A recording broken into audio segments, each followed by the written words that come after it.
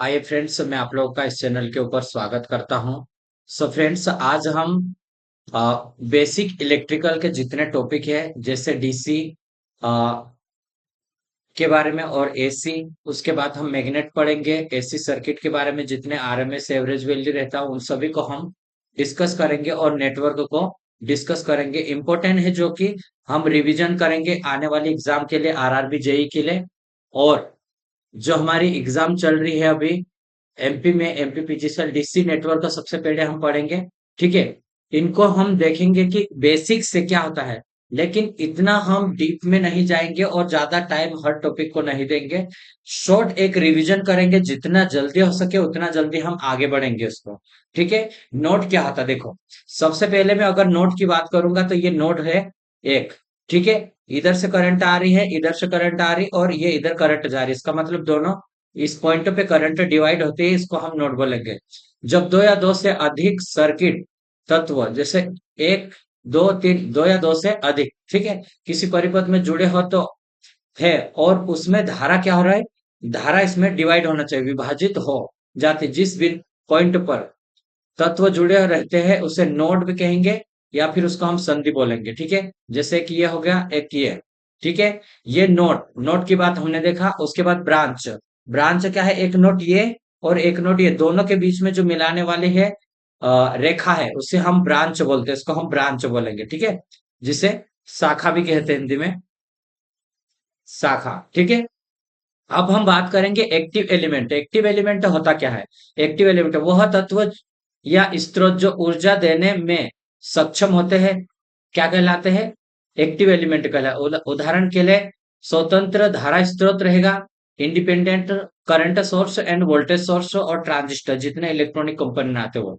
ठीक है, passive element की अगर हम बात करेंगे, जिसे हम निष्क्रिय तत्व कहते हैं, जो तत्व विद्युत का उपभोग करते हैं, मतलब उसको ऑब्जर्व करते हैं या उसको खपत करेंगे, उसको हम निष्क्रिय यानी कि पैसिव एलिमेंट कहेंगे। जैसे प्रतिरोध हो गया, संधारित्र हो गया, इंडक्टेंस हो गया, और ट्रांसफार्मर और मोटर, जनरेटर, ये हमारे पास रहेंगे। ठीक है, तो ये हमारे पास है। अब हम आगे बढ़ेंगे, जितना हो सके उतने हम पॉइंटों को अलग अलग, जैसे लीनियर एलिमेंट की बात करेंगे हम। लीनियर एलिमेंट में क्या होता, जैसे इनपुट में हम दिया यहाँ पे और आउटपुट में हमें सेम मिलना चाहिए, एक लीनियर के रूप में ऐसे ही एक साइकिल मिलना चाहिए। ठीक है, जब किसी सर्किट या तत्व का निर्गत, निर्गत मतलब आउटपुट, उसके इनपुट के बदलने से उसी अनुपात में बदलता है, उसे हम लेखीय मतलब लीनियर कहेंगे हम। लीनियर है, जैसे ये हम इनपुट दिए तो ये मैक्सिमम पे, इन जीरो पे भी ये सेम टू सेम जा रहा है। ठीक है, तो इसी को हम क्या बोलेंगे, एक आउटपुट बोलेंगे। ठीक है, अब देख, यूनिडायरेक्शनल एलिमेंट की अगर हम बात करेंगे, यूनिडायरेक्शनल एलिमेंट, तो उसमें क्या होगा, वे तत्व जो किसी भी परिपथ में एक ही दिशा में काम करता हो उसे हम यूनिडायरेक्शनल कहते हैं। जैसे कि ट्रांजिस्टर हो गया और हमारा डायोड हो गया, ये क्या एक ही दिशा में काम करता है। ठीक है, आगे बढ़ेंगे हम देखेंगे अभी बाई डायरेक्शनल क्या होता है। तो बाई डायरेक्शनल की अगर बात करेंगे, द्वितीय तत्व, तो दोनों दिशाओं में काम करने वाले तत्व को हम द्विदिशीय या फिर बाई डायरेक्शनल कहेंगे। जैसे प्रतिरोध हो गया, इंडक्टेंस हो गया, और कैपेसिटर हो गया। ठीक है, लूप की अगर हम बात करेंगे तो लूप क्या होता है, किसी भी सर्किट में वह बंद रास्ता रहेगा जिसमें सक्रिय और निष्क्रिय, मतलब एक्टिव, एक्टिव तो ये हमारे पास है, और ये पैसिव तत्व शामिल हो और लूप बनाता है। जैसे एक ये लूप बना रहा है यहाँ से, ठीक है, ये लूप कहलाएगा। ठीक है, तो ये कंप्लीट एक लूप बन रहा है यहाँ पे, तो इसको हम लूप बोलेंगे। ठीक है, और जैसे ही हम आगे बढ़ेंगे इसमें, तो किरचॉफ का नियम की अगर हम बात करेंगे, किरचॉफ नियम क्या आता है? किरचॉफ नियम क्या है कि एक बिंदु पर किरचॉफ केसीएल, केसीएल की बात हो रही है। ठीक है, किरचॉफ करंट लॉ। ठीक है, किसी एक बिंदु पर आने वाली करंट और जाने वाली करंट का योग, जैसे एक बिंदु है यहाँ पे, जितनी करंट आएगी और जितनी जाएगी उसका योग कैसा होगा, जीरो होगा। और या फिर ऐसे भी कह सकते हैं हम कि आने वाली करंट बराबर में जाने वाली करंट बोल सकते हैं।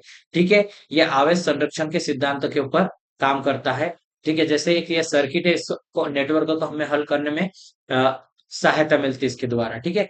जैसे कि हम अगर इसको देखेंगे तो इस बिंदु पे जो करंट आ रही है, ठीक है, ये I1 आ रही है और ये I3 और I2 जा रही है, तो इसको बराबर हम लिखा आने वाली करंट बराबर जाने वाली करंट कर लिया, ठीक है।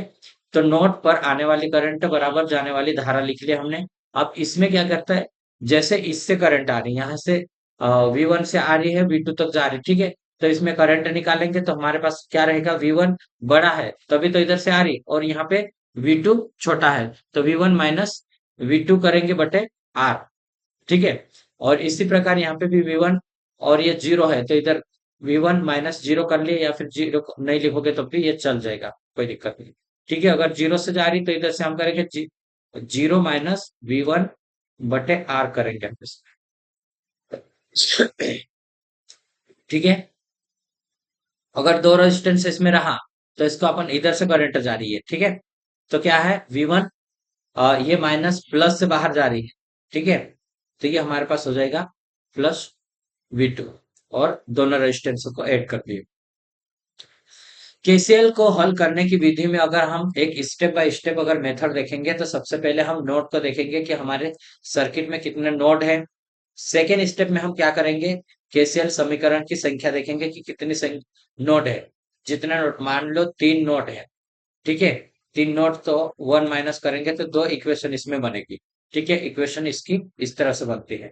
और यदि नोड पर वोल्टेज नहीं दिया तो हम वोल्टेज को मान लेंगे जो भी हमें मानना है, ठीक है। V1 V2 इस तरह से। यदि धारा नहीं दी है तो ब्रांच में हम धारा की दिशा भी मान सकते हैं, इधर से आ रही इस तरह से, ठीक है। और नोड शाखा में केसीएल हम उसके ऊपर लागू करेंगे, जैसे कि ये वाला हम एक उदाहरण देखेंगे।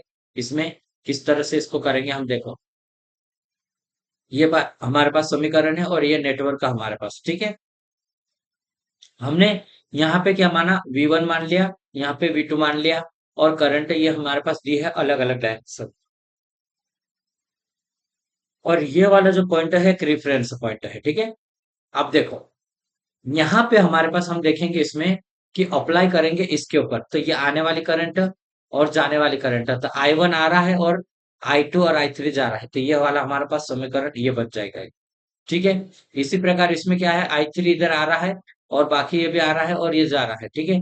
तो I3 प्लस I5 करेंगे हम, I3 प्लस I5 करा और I4 जा रहा है, ठीक है। अब देखो यहां से हम क्या करेंगे, ये हमें आगे स्टेप करना है, ठीक है। तो V1 कहाँ से, यहाँ से जा रहा, प्लस से जा रहा, तो E1 माइनस V1 करेंगे, E1 माइनस V1 बटे जो रेजिस्टेंस बीच में है इस ब्रांच में उसको हमने यहाँ पे लिया, ठीक है। अब हम देखेंगे इसमें, देखो अब यहाँ पे ये वाली करंट देखेंगे तो ये रेफरेंस तो जीरो है हमारे पास, ठीक है। तो V1 माइनस जीरो रहेगा, या फिर इसको हम V1 भी लिख सकते हैं, बाकी रेजिस्टेंस हमारा R2 है ये, ठीक है। और यहाँ से अगर इधर जाएगा तो V1 माइनस V2 कर लेंगे हम, V1 माइनस V2, और जो रेजिस्टेंस है हमारा ये आ गया, ठीक है।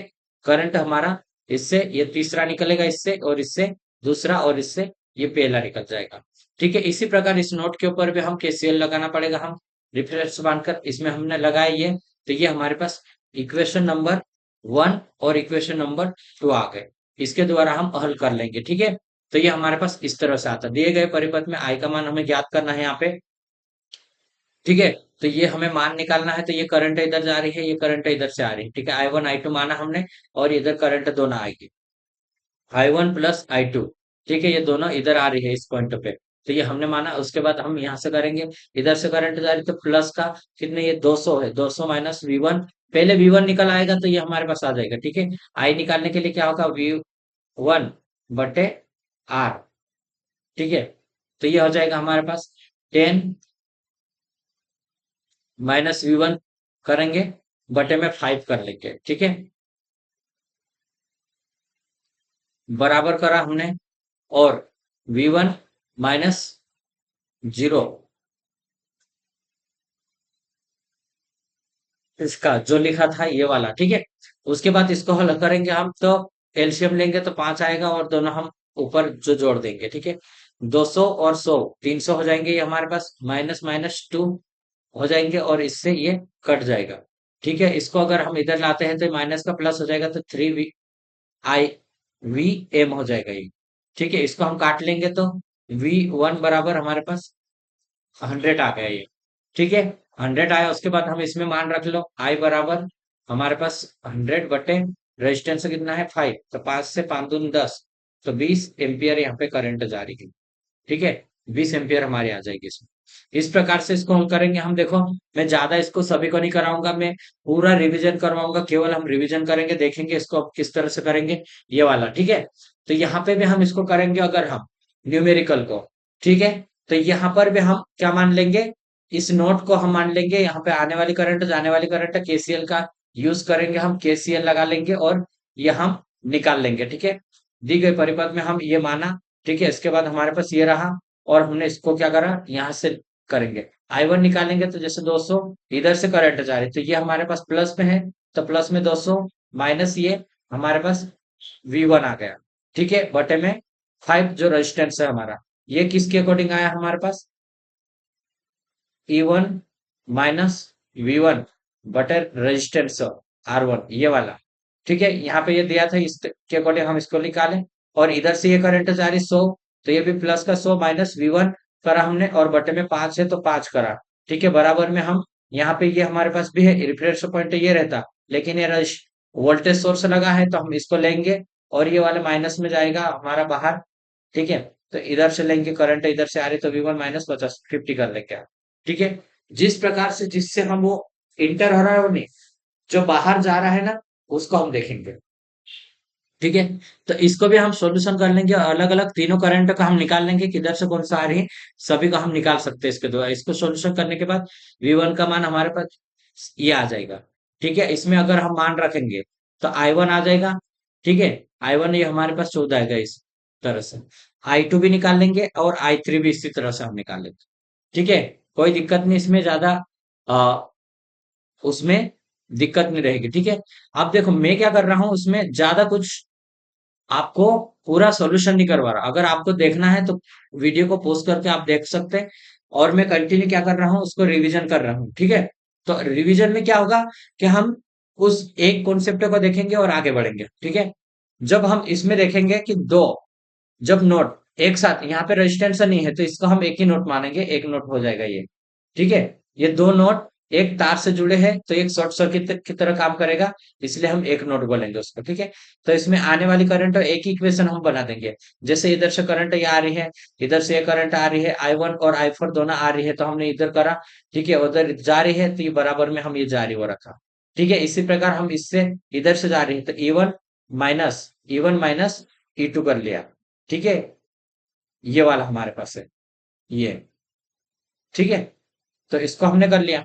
उसके बाद हम क्या करेंगे, देखो, अब ये हमारे पास रहेगा ये वाला सेकेंडरी, I4 के इधर से ये करंट जा रही इधर, तो ये हमारे पास ये आ जाएगा। ठीक है, इधर से ये वाला हम देखेंगे इसको, तो ये हमारे पास आ जाएगा ये वाला। इसको जीरो लिखने की आवश्यकता नहीं है इसमें, ये एक इक्वेशन बनेगा, इसके न्यूमेरिकल भी आपको करना रहेगा, जैसे ये न्यूमेरिकल है तो इसका इसका आप इसके अकॉर्डिंग कर सकते हैं। ठीक है, ये जैसा है सेम टू सेम इस तरह से है ये, बाकी कुछ ज्यादा नहीं है इसमें। ठीक है, तो इसमें है ना आप इजिली कर पाओगे, वैसे कुछ ज्यादा दिक्कत नहीं है, ये वाला हमारे पास रहेगा। ठीक है, तो इसको न्यूमेरिकल आप कर सकते हैं। ठीक है, अब नेक्स्ट क्वेश्चन देखेंगे। इसमें क्या है, देखो यहाँ पे दोनों के बीच में एक वोल्टेज सोर्स लगा है, और उसमें दोनों में वोल्टेज सोर्स नहीं था, एक में शॉर्ट था एक में रेजिस्टेंस था। ठीक है, जब एक वोल्टेज विभव स्रोत किन्हीं दो नोड्स के मध्य में जुड़ा रहता है, तब दोनों नोडों पर विभव का मान भिन्न भिन्न रहता है, लेकिन दोनों नोड एकल नोड माने जाएंगे। ठीक है, दोनों नोड कैसे माने जाएंगे, सिंगल नोड रहेगा इनके लिए, तो यही रहेगा V1, लेकिन इधर के लिए इसका ये हो जाएगा। ये कैसा होगा, V1 की अगर बात करेंगे हम, तो ये हो जाएगा V2 बराबर V1 माइनस 10 वोल्ट हो जाएगा, ये इधर से इसको देखेंगे V2 का मान। ठीक है, सुपर नोट बोलते हैं उसको, सुपर नोट ये इस तरह से आएगा ये हमारे पास। ठीक है, अब देखो, इसमें भी same to same super note के बाद ये लगा हमारे पास I1 हमारे पास ये करंट है I1 का, तो यहां से जा रही है करंट, तो E माइनस V1 करेंगे, E माइनस V1 बटे में रेजिस्टेंस से करा, ठीक है। उसके बाद आई फोर के हम देखेंगे, तो ये हमारा E1 माइनस हम करा E2 करेंगे, E2 ये, तो E2 का मान हमारे पास ये है, ठीक है। माइनस का है तो ये माइनस में और ये प्लस में हो जाएगा, ठीक है। इस तरह से जैसे ये वाला हमारे पास है, ये वाला, ठीक है, ये हमारे पास आ जाएगा। तो E1 माइनस प्लस 10 करेंगे इसमें, ठीक है। तो ये हमारे पास रहेगा। जब ये इधर से प्लस में जा रहा तो ये इसके साथ में आ रहा है, ठीक है। इसको ध्यान देना कि ये प्लस में है तो प्लस, ठीक है। ये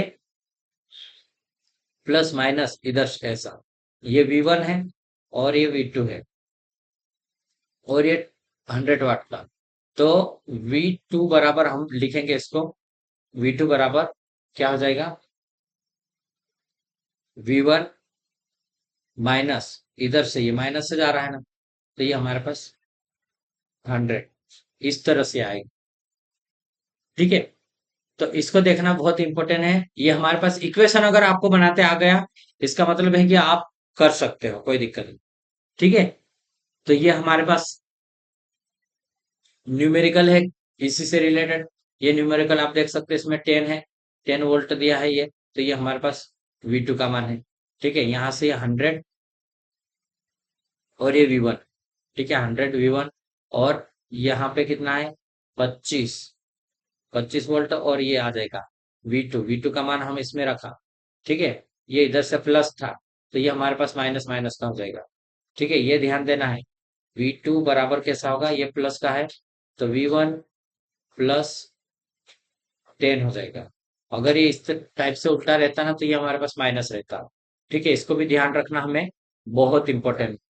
अगर ये याद नहीं रहा और गलत रहा हो जाएगा, तो यहाँ पे ही हमारा पहले ही इसको गलत कर सकते हैं, ठीक है।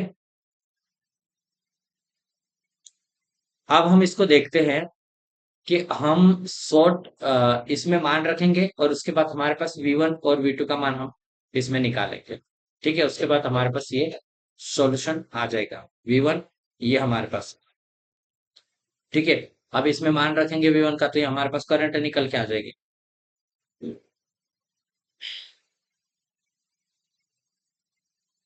ऐसे बहुत सारे हैं जो हमारे पास न्यूमेरिकल है।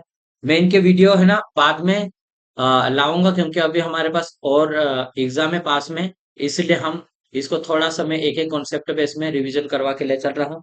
लेकिन बाद में इसके वीडियो में बहुत एक एक को डीप में, मतलब 2-2 3-3 घंटे एक एक क्वेश्चन का हम इसको करेंगे, ठीक है। प्रैक्टिस भी करेंगे इसके क्वेश्चन को भी, तो ये पूरा प्रॉपर हो जाएगा आपका, ठीक है। तो ये हमारे पास रहेगा, इसमें भी आप देख सकते हैं, इसमें रेजिस्टेंस के साथ है, तो ये रेजिस्टेंस के साथ है तो अलग है हमारे पास, यहाँ पे ये रहे, ठीक है, जो 5 वोल्ट का, तो इधर से भी 1 प्लस 5 वोल्ट का, तो ये हमारे पास ये आ जाएगा यहाँ पे, ठीक है। तो इसको ध्यान देना है। अभी नेक्स्ट वाला देख, अगर हमारे पास रहते हैं, हम इसको देखते हैं, क्या देखेंगे इसमें, नोड 1 पे हम अगर देखेंगे केसीएल लगाएंगे, तो देखो यहाँ से 6 वोल्ट माइनस V1, ठीक है, बटे 6 रेजिस्टेंस है इसमें, इसमें लिखा नहीं है लेकिन यह 6 रेजिस्टेंस है, ठीक है। I1 ये वाला बराबर करा हमने, और V1/3 प्लस, यहाँ पे हम देखेंगे यहाँ पे कितना है भाई, तो ये इधर से इधर जाएगा करंट यहाँ पे, तो ठीक है। तो V1 प्लस यहाँ का जो नोड है ना, यहाँ से ये वाला नोड यहाँ पे V1 प्लस 10 माइनस V2 करेंगे हम, ठीक है। तो ये हमारे पास इक्वेशन आएगी। इसको आप देखना, क्योंकि जब थोड़ा सा लेवल बढ़ा के अगर आपको क्वेश्चन पूछ रहा ना, तो इसका मतलब है कि थोड़ा सा वो अगर कॉम्प्लिकेटेड सवाल देगा आपको, ठीक है। अब देखो यहाँ पे हमारे पास ये है, तो इसको सॉल्यूशन करेंगे, तो इसका एलसीएम ले लो, यहाँ पे 6 6 आ गया, 6 से 6 तो ये कट जाएगा, ठीक है। और इसका हम प्लस कर दिए यहाँ पे, ठीक है, इधर 2 का गुना करा और इधर 3 का गुना करते गए ये, ठीक है, 5 का 3 और 3 ये हमारे पास V1 और V2 ये 5 हो जाएगा, और ये हमारे पास रहेगा, तो ये और कट गया हमारे पास, तो एक इक्वेशन ये हमारे पास बनेगी, ठीक है। तो 1 इक्वेशन ये हमारे पास आ गए। उसी प्रकार नोड 2 पर केसीएल लगाएंगे हम, तो ये हमारे पास बनेगा, ठीक है। अब ये बन रहा हमारे पास, तो आई थ्री देखो भाई, ये हमारे पास आई थ्री है, ठीक है, यहां से इधर जा रही, तो 10 माइनस करेंगे हम इसमें, 10 माइनस क्या करेंगे, आई टू, कौन सा वाला है, आई थ्री ना, एक मिनट, आई थ्री तो ये है ना, आई फाइव होगा ये, और आई थ्री ये वाला। तो यहाँ पे जो करंट आ रही है, V1 माइनस होगी, इधर से आ रही है, V1 माइनस V2 करेंगे, तो V1 और ये प्लस में ही आएगा, V1 + 5 - V2। लेकिन इस पे भी हम यहाँ पे कर रहे थे, V1 - 2, ठीक है, तो इसको ध्यान देना आप, ये गलती नहीं होनी चाहिए।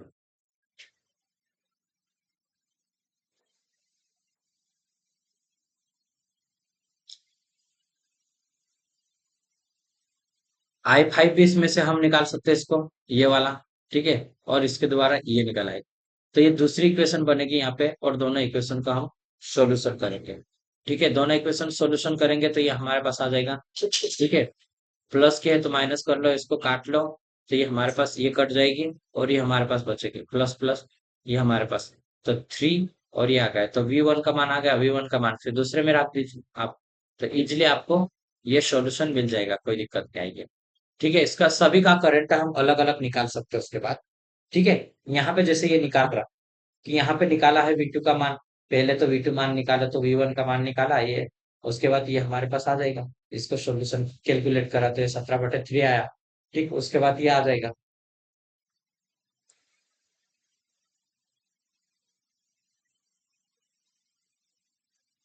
अब देखो, हम देखेंगे इसमें एक न्यूमेरिकल टाइप का एक ये आता है, ट्रेंगुलर दिया रहेगा, दिए गए घन के विकर्ण, विकर्ण की अगर बात करेंगे, इसमें ए बी के बीच में प्रतिरोध ज्ञात करना, ए ये है और ए बी है।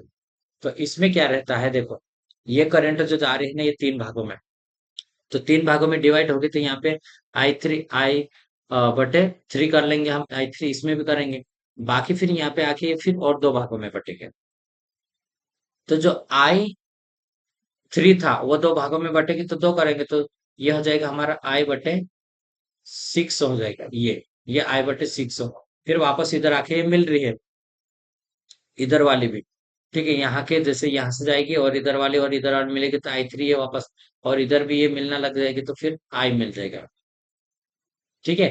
तो इस तरह से ये चलता है। तो अब देखो, यहाँ पे वोल्टेज अगर हम निकालेंगे, तो यहाँ पे तीन भागों में R1 सेम रेजिस्टेंस है, तो I/3 +6, और ये, अब इसको क्या करेंगे, हम यहाँ पे रेजिस्टेंस को कॉमन ले सकते हैं, या करंट सेम है हमारे, तो करंट को कॉमन ले लो, ये करंट कॉमन लिए, ये आ गया, और ये बटे बटे में आया, ठीक है, ये भी 3 है। अब देखो, इसका एलसीएम 6 लिए, हमने क्या करा, इसका दो बार में, ये दो, एक बार में, ये दो बार में, ठीक है, तो 5, तो ये 5R/6 आ जाएगा हमारे पास ये, ठीक है, R इक्वलेंट बराबर 5R/6 ठीक है, ये हमारे पास रहेगा। यदि किसी घन की प्रत्येक भुजा का मान आर हो, तो ये हमारे पास रहेगा, अगर आर का मान दिया रहे, मान लो 10, तो इसको हम निकाल सकते घन में, तो हमारा इक्विवेलेंट रेजिस्टेंस कितना होगा, तो 5/6 × 10 कर लो, तो ये 50/6 आ जाएगा, या इसको काट लो, ठीक है, तो ये हमारे पास आएगा निकल कर। आप इसको भी देख सकते हैं, ये वाला एक न्यूमेरिकल है इसमें, ठीक है, छोटा सा, दिए गए परिपथ में धारा आई का मान ज्ञात करना है, आई का मान निकालना है, तो आई का है ये वाला, ठीक है, आई का मान, तो इसमें नोट 2 पर केसीएल लगाएंगे हम, ये वाला, तो I3 और I4 आ रहा है, ठीक, और आई जा रहा है, तो आई बराबर I3 एंड I4, ठीक है, इससे हम निकाल लेंगे, ये हमारे पास, जब किसी नोड पर कोई वोल्टेज स्तर जुड़ा हो, तो उसमें कोई प्रतिरोध ना हो, तो वोल्टेज नोड मान लेंगे, ठीक है, इसको, तो ये ध्यान देना है हमें, ये वाला हम इससे इसको निकाल लेंगे, ठीक है। मैं इसको पूरे को नहीं करवा रहा हूँ अभी, क्योंकि इतना टाइम नहीं है हमारे पास, ठीक है। ये इस प्रकार से न्यूमेरिकल है, इसको आप कर सकते हैं, इनको हम अगले वीडियो में करेंगे एक बार, और इसको हम पढ़ेंगे, लेकिन अभी हम शॉर्ट रिवीजन करते हुए चलेंगे और आगे बढ़ेंगे, ठीक है। ए और बी के बीच में प्रभावी प्रतिरोध अगर इसमें निकालना है, तो इसमें देखो 5 है, और इसमें 10 है, और इसमें क्या है, 28 है, और इसमें 2 है, इसका और इसका गुना करो आप, तो क्या है ये हमारे पास आएगा 5 और 10 और 25 है ना, ये 25 से 28 दिख रहा था, 25 और 1 तो 50 दोनों बराबर, इसका मतलब यहाँ पे कोई करंट नहीं, ये ओपन सर्किट के रूप में काम करेगा। उसके बाद ये सीरीज में कनेक्शन हो जाएगा। ठीक है, किस प्रकार से, इस प्रकार से कनेक्शन 10 2 और ये ठीक है, 10 और ये 12 हो जाएगा। ठीक है, इसमें 12 लिखा अपन ने, और ये 30 ये पैरेलल में हो गया। अब इसको हम क्या करेंगे, 12 गुणित 30 कर लो और उसको प्लस करो, 42 आ जाएगा, इसको काट दो तो ये हमारे पास ये वाला आ जाएगा। ठीक है, मैं बहुत ही शॉर्ट रिवीजन करवाऊंगा आपको, मैं ज्यादा कुछ भी डिटेल में जाने की कोशिश नहीं करूंगा। ठीक है, ए और बी के बीच में तुल्य प्रतिरोध देखना है। यहाँ पे तुल्य प्रतिरोध देखो, ये पूरा हमारे पास है, ये हमारे पास तुल्य प्रतिरोध, ये समांतर में है, तो ये सेम है, तो 12/3 कर लेंगे इसको, तो 12/3 करेंगे तो 4 हमारे पास आंसर आएगा। ठीक है, ये 4 हमारे पास आ गए। ठीक, अब इसमें भी देखो ए और बी के बीच में तुल्य प्रतिरोध, ए और बी के बीच में, लेकिन यहाँ पे रेजिस्टेंस है ये और ये। ठीक है, तो इसको देखो, ए और यहाँ तक लिखोगे तो ये इस प्रकार से ये बनेगा पूरा, और 4×3 12 और ये 12, तो ये कैसा हो जाएगा, यहाँ पे ओपन सर्किट हो जाएगा। और ये हमारे पास एक पैरेलल इस तरह से बनेगा। ठीक है, ये पैरेलल में बन जाएगा इस तरह से, 3 और 2 5, 5 ये हमने लिखा, और उसके बाद 6 और 4 10 हो जाएगा।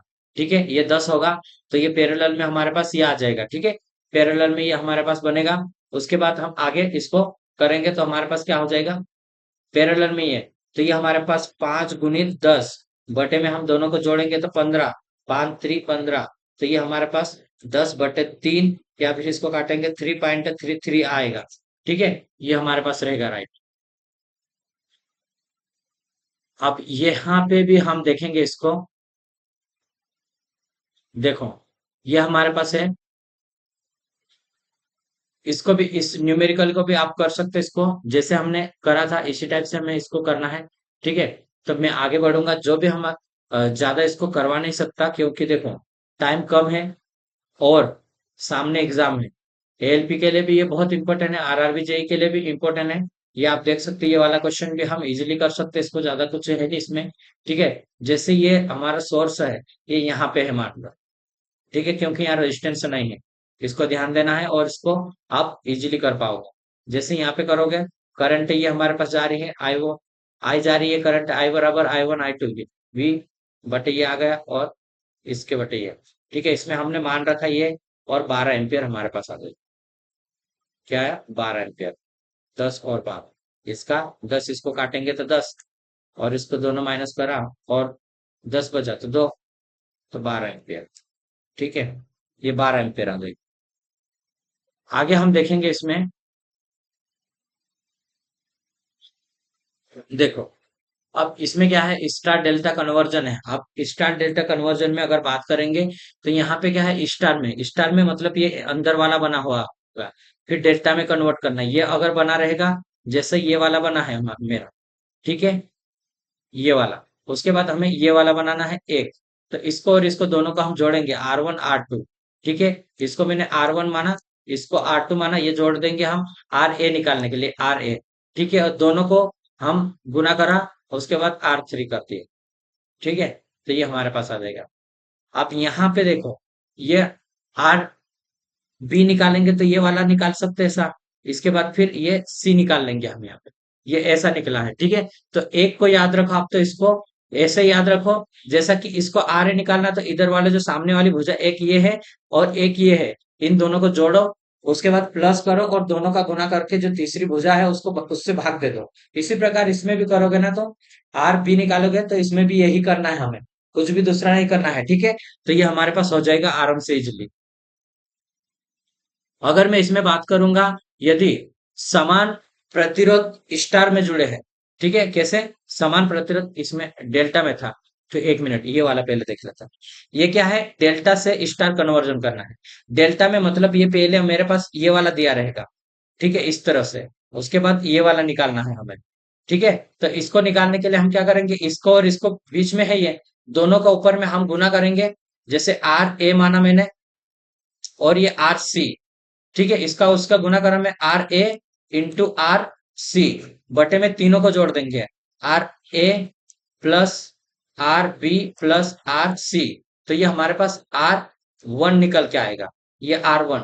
इसी प्रकार इसको जोड़ेंगे, ऐसे ऐसा ही इसको, जैसे R1, R2 एंड R3 ये हमारे पास है, देख। ठीक है, इसी प्रकार ये रहेगा। एक रिवीजन कर रहे, देखो आप नए हो तो आपको ये समझ में नहीं आएगा, आपके लिए लेक्चर होगा। ठीक है, आप रिवीजन करोगे तो इसको समझ में आ जाएगा। ठीक है, अगर देखो हम समान मान के प्रतिरोध, मतलब सेम वैल्यू के हमारे पास रेजिस्टेंस है और स्टार में जुड़े हैं, उसको हमें डेल्टा में कन्वर्जन करना है, तो उसका रेजिस्टेंस 3 गुना हो जाएगा। जैसे कि आर स्टार, स्टार में जुड़े हैं, ठीक है, आर, तो इसका 3 गुना हो जाएगा आर डेल्टा, डेल्टा का रेजिस्टेंस। ठीक है, ये ध्यान रखना है।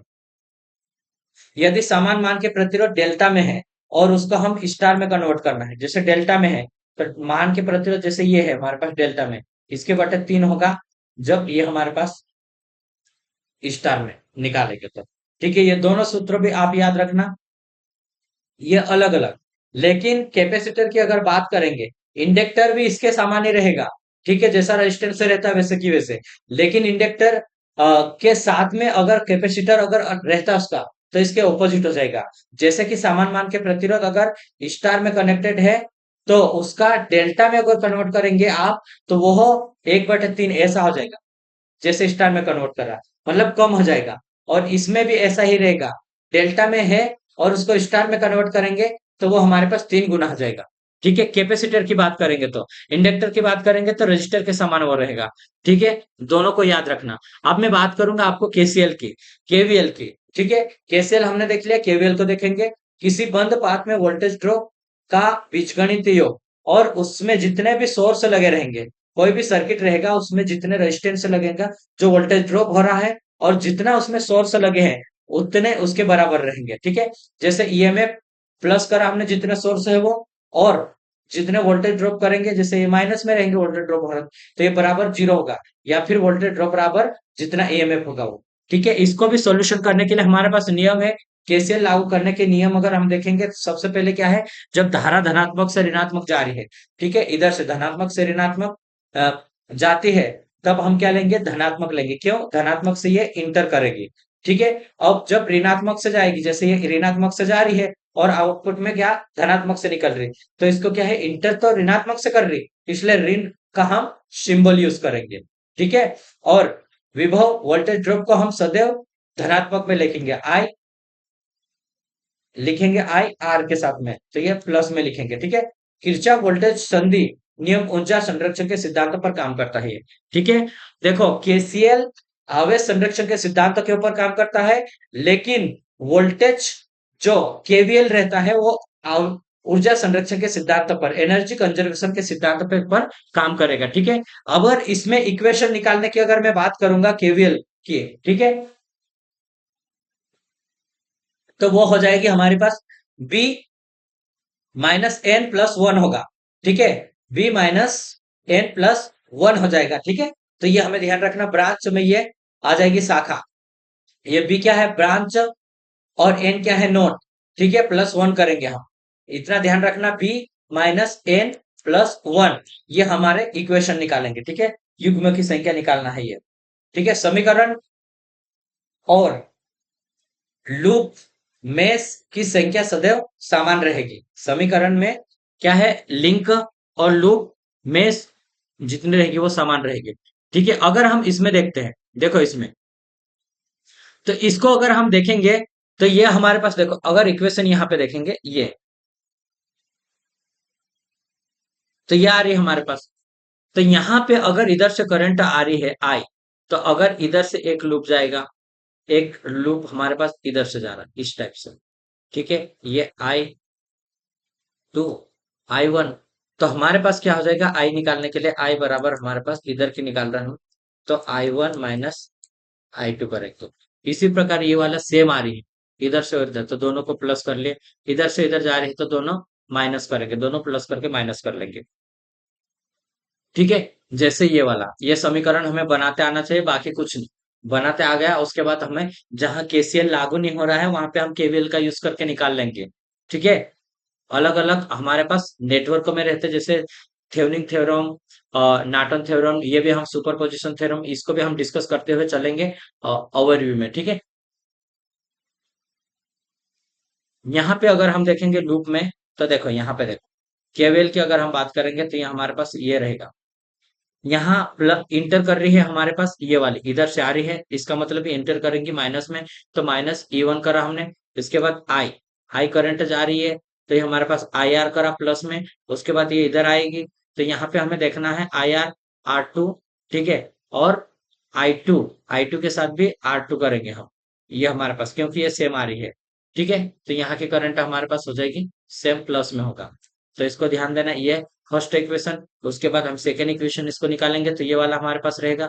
इधर से निकालो, जहां से भी शुरू करना चाहो वहां पे शुरू कर लो आप। इधर निकालेंगे I2, ठीक है, I1 और R2 के साथ, ठीक है। प्लस में हमने करा I2 R2 के साथ, ये वाला, ठीक है। I2 R4 करा हमने, ये वाला इधर से जा रही है, तो ठीक है। माइनस करेंगे क्योंकि ये इधर से आ रही है, इसलिए I3 और R4 करेंगे। और यहां से इधर जाएंगे हमारे पास, तो ये हमारे पास होगा इधर से करंट I2 R4, ये वाला, ठीक है। तो ये हमारे पास आ जाएगा, और ये वाला हमारे पास रहेगा प्लस का, ठीक। तो एक इक्वेशन ये हमारे पास बन गए, तीनों इक्वेशन, 1, 2 एंड 3, इस तरह से ये इक्वेशन बनेगी हमारी, ठीक है। तो इसमें ऐसा कि ऐसा इसको करेंगे तो ये हमारे पास सॉल्यूशन हो जाएगा, ठीक है। आगे देखो, ये भी आप कर सकते हैं इसमें। इस टाइप से जो क्वेश्चन आएंगे ना, तो उसमें क्या रहता है देखो, इस टाइप के जब क्वेश्चन आएंगे ना, तो यहाँ पे क्या देखना है, ये करंट जा रही थी ये आई, ठीक है। अब यहाँ पे ये करंट 3I और I दोनों का हमने ऐड करा, आई करंट, तो इसका मतलब है मालूम है, यहाँ पे जो करंट है इसको आई में से माइनस कर देंगे 3, तो ये हमारे पास इधर वाली करंट आ जाएगी। मान लो ये I1 मानो, तो ये वाली करंट आ जाएगी, ठीक है। तो अब इसको हटा दो तो कोई दिक्कत नहीं, यहाँ से आप पूरा ले लेंगे केवीएल, ठीक है। जब दो विभव स्रोत एक धारा स्रोत से विभाजित होते हैं, तो एक लूप को ही हम मान लेंगे इसमें, ठीक है। जैसे इसमें एक लूप बनाया हमने और ये आ जाएगा। अलग अलग तरीके से हम कर सकते हैं, जैसे इसको आई माना, ठीक है, यहाँ पे आई मान लेते हैं हम, और इस इधर की साइड हम लिख सकते थे I+3, इधर से ये आ रहा ना इधर, ठीक है। तो ये भी आ सकता था इधर की साइड। तो ये हमारे ऊपर डिपेंड करता है कि हम किस तरह से क्वेश्चन कर रहे हैं, ठीक है। तो ये हमारे ऊपर डिपेंड करेगा किस तरह से हमें क्वेश्चन को करना है। 5 ओम रेजिस्टेंस और के में धारा का मान निकालना है। यहाँ 5 ओम रेजिस्टेंस कहाँ है, यहाँ पे, ठीक है। अब ये देखो, ये आई है और ये R3 एम्पियर आ रहा, तो यहाँ पे ये हमारा मान ले, तो एक ही लूप बन गया है, ठीक है। आई बराबर क्या होता है, अ, जितनी यहाँ पे करंट आ रही है, यहाँ पे करंट देखेंगे I1 मानते, तो ये करंट I+3, तो इसको हमने ये लिखा है, बाकी कुछ नहीं है। बहुत शॉर्ट तरीका है कि हम इसको इजिली कर पाएंगे, ठीक है। ये न्यूमेरिकल की बात हो रही है यहाँ पे, जितने भी इससे न्यूमेरिकल पूछेंगे। अब हम देखेंगे इंडिपेंडेंट सोर्सेस का होता है। धारा सोर्स रहता है ये इस तरह से, ये सिंबल है इंडिपेंडेंट का, और ये एसी इंडिपेंडेंट विभव का, एसी का है, और ये डीसी का विभव का, ठीक है। तो इस तरह से ये रहेगा हमारे पास। और डिपेंडेंट सोर्स की अगर हम बात करेंगे, तो डिपेंडेंट सोर्स ये हमारे पास रहेगा, डिपेंडेंट सोर्स ये, ठीक है। ये क्या है, current controlled current source, current control current source. और ये हमारे पास वोल्टेज कंट्रोल करंट सोर्स है, वोल्टेज कंट्रोल, ये सिंबल है करंट सोर्स का, ठीक है। तो ये देखो, ये क्या है, करंट कंट्रोल कंट्रोल और वोल्टेज सोर्स। ये क्या है, ये भी हमारे पास वोल्टेज कंट्रोल वोल्टेज सोर्स, ठीक है। तो ये सिंबल याद रखना, हम किस टाइप से कौन सा सिंबल है। आप थेवेनिन थ्योरम को देखेंगे, थेवेनिन प्रमेय के अनुसार हम सक्रिय नेटवर्क को सरल नेटवर्क में परिवर्तित करेंगे, जो सामान्य वोल्टता स्रोत वो उसके श्रेणी में जुड़ा तुल्य प्रतिरोध के बराबर होता है, ठीक है। यह केवल एक्टिव नेटवर्क में लागू होता है, ठीक है। जैसे ये वाला हमारे पास इसमें लागू होगा, इस तरह से हम इसको कन्वर्ट कर लेंगे, इसको ऐसे कन्वर्ट कर लेंगे एक सरल रूप में। ये लोड हो गया, और ये हमारा सोर्स हुआ, ठीक है। थेवेनिन वोल्टेज निकालने का तरीका देखेंगे, तो लोड टर्मिनल को पहले हम हटा देंगे और उसके बाद हमको उसको वीटीएस मानेंगे। ठीक है। और ओपन लूप में 0 एम्पियर धारा मान ले। ठीक है। और निकटवर्ती लूप में यदि धारा दी है, दी गई, तो आई इसको एम्पियर में मानेंगे। किसी भी नियम में से हम आई का मान निकालेंगे और लूप केवीएल पर वीटीएस का मान निकालेंगे। जैसे हमने सबसे पहले इसको ओपन करा और वीटीएस यहाँ पर माना, इसका मतलब यहाँ पे देखो ये ओपन है तो यहाँ करंट तो नहीं जाएगी, यहाँ पे करंट जाएगी, तो हम इसमें वीटीएस का मान पहले निकालेंगे। वीटीएस का मान निकालने के लिए इस तरह से लूप लगाएंगे तो माइनस वीटीएस, और आई जीरो यहाँ कोई भी नहीं रहेगा तो जीरो हमने इसको माना। इसके बाद हमारे पास ये आ जाएगा। ठीक है। ये यहाँ पे तो करंट ये आ रही है, तो वीटीएस बराबर हमारे पास रहेगा आई आर टू होगा। ठीक है। ये हमारे पास हो जाएगा, इस तरह से हमारे पास रहेगा।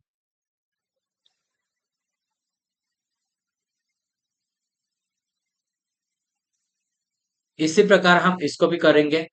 ठीक है।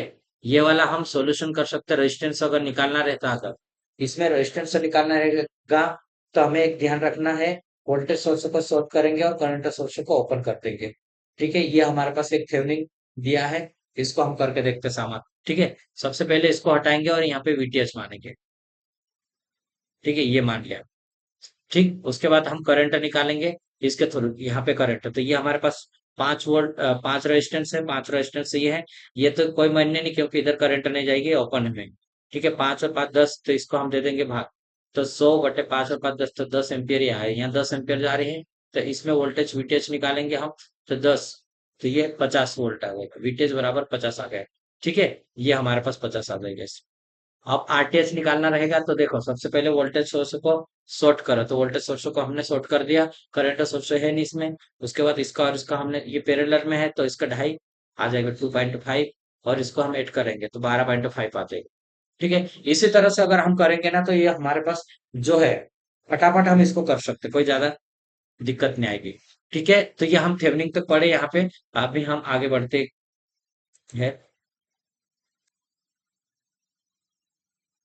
आइए फ्रेंड्स, अब हम देखते हैं इसमें आगे, और कुछ इंपॉर्टेंट क्वेश्चन को थोड़े से हम डिस्कस करेंगे और आगे बढ़ते जाएंगे। जैसे ये वाला क्वेश्चन हमारे पास देख सकते हैं हम, कि देखो इसमें वीटीएच और आरटीएच का मान हमें ज्ञात करना है।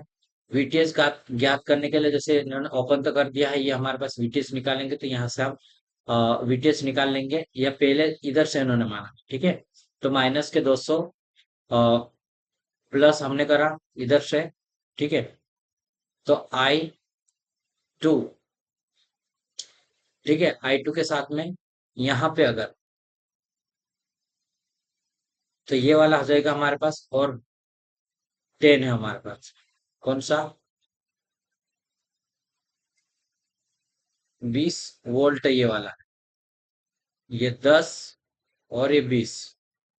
ठीक है। टोटल हमारे पास लूप वन में रखा है इन्होंने, यहाँ पे इसकी बात कर रही है ये वाला। ठीक है। तो ये 20, ये वाला, और आई टू और ये 20। ठीक है। ये पूरा है आपका।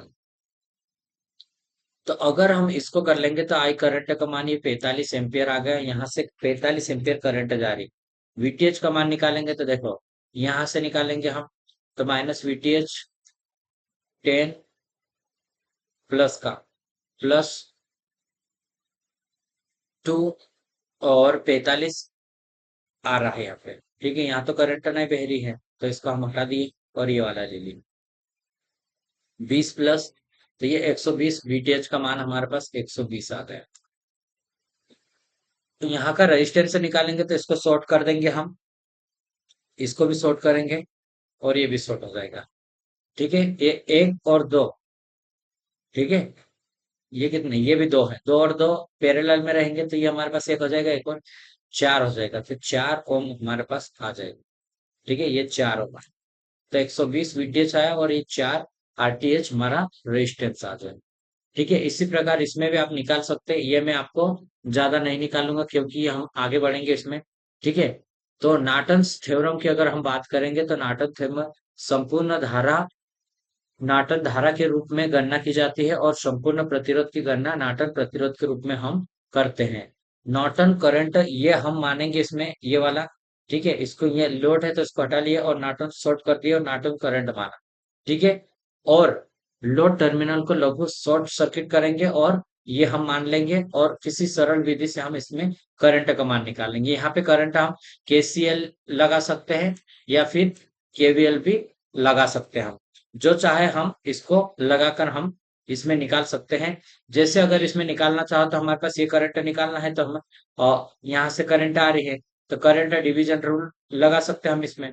तो करंट डिवीजन रूल आर, यहाँ पे निकालना, इसका ऑपोजिट रेजिस्टेंस R2 रखा और दोनों को प्लस कर दिया हमने इसको, तो ये हमारे पास नॉर्टन करंट आ जाएगी। ठीक है, अगर नॉर्टन रेजिस्टेंस की बात करते हैं तो वो हमारे पास शॉर्ट सर्किट करेंगे जो हमारा वोल्टेज सोर्स है और करंट सोर्स को ओपन करेंगे और ये इस तरह से हम ये पैरेलल में निकलेगा और इसको निकालने के बाद ये सीरीज में कनेक्शन होगा तो ये हमारे पास जुड़ जाएगा।